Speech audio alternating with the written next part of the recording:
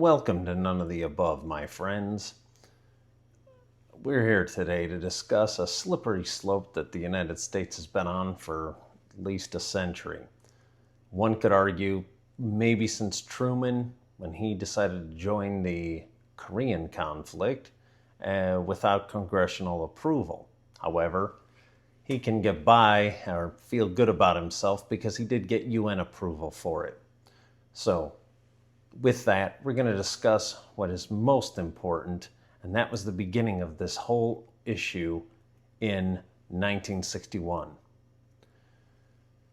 On March 30th, 1961, Senator J. William Fulbright handed President Kennedy a memo calling the planned Bay of Pigs invasion illegal, immoral, and likely to fail, warning it would make the U.S. look like the aggressor and create an endless can of worms. He concluded the Castro regime was a thorn in the flesh, but is not a dagger in the heart. Annoying, but not worth the risk to American credibility. 3 months later, on July 28, 1961, at Stanford University, Fulbright gave the speech arguing that the president is hobbled by an 18th century constitution and needs more flexibility to lead on fast-moving Cold War crises above parochial pressures, using Cuba as the perfect example of a crisis where Congress couldn't deliberate in time. The core passage reads, "The president is hobbled in his task of leading the American people to consensus and concerted action by the restrictions of power imposed on him by a constitutional system designed for an 18th century agrarian society far removed from the centers of world power. He alone, among elected officials, can rise above parochialism and private pressures. He alone, in his role as teacher and moral leader, can hope to overcome the excesses and inadequacies of a public opinion that is all too often ignorant of the needs, the dangers, and the opportunities in our foreign relations. It is imperative that we break out of the intellectual confines of cherished and traditional beliefs and open our minds to the possibility that basic changes in our system may be essential to meet the requirements of the 20th century." Now, keep that in mind. Fulbright wanted to expand the power of POTUS to allow for the swift action without immediate approval and oversight of Congress in 1961.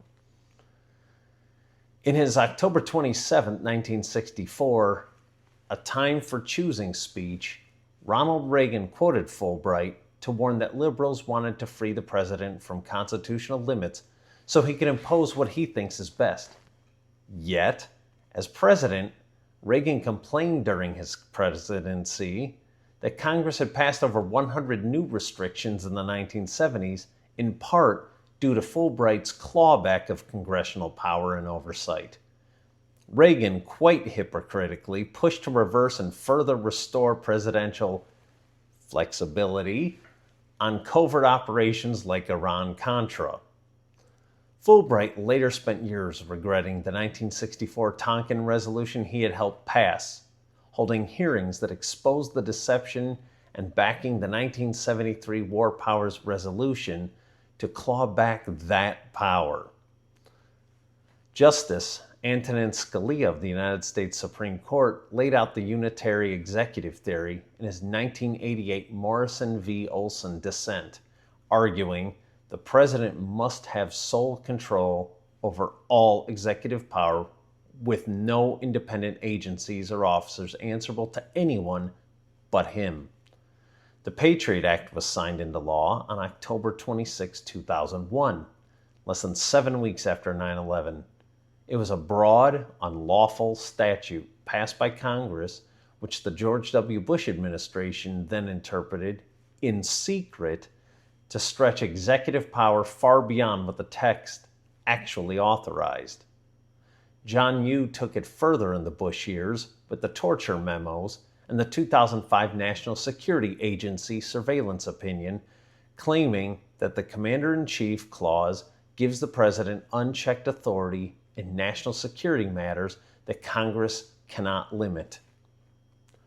all the unitary executive theory framework built upon since the 1980s has turned this flexibility into a sole, uncheckable authority, which allows the presidency an unprecedented secret access to American citizens' private communications, financial records, indefinite detention without charge, and countless wars of choice.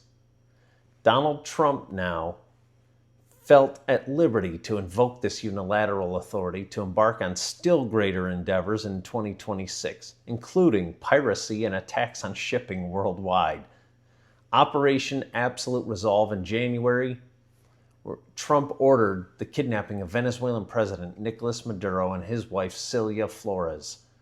This same unchecked authority was utilized to launch a missile strike into Iran less than 2 months later on February 28th, setting off an ongoing war, unlawful blockade on energy production, and attacks on civilian infrastructure throughout the Persian Gulf.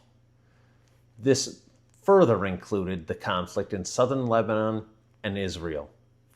The narrow 1961 citation about fast crises now metastasized to become a carte blanche prerogative, the use of force without congressional approval and little to no oversight, wherein nothing holds the president accountable except his own morality.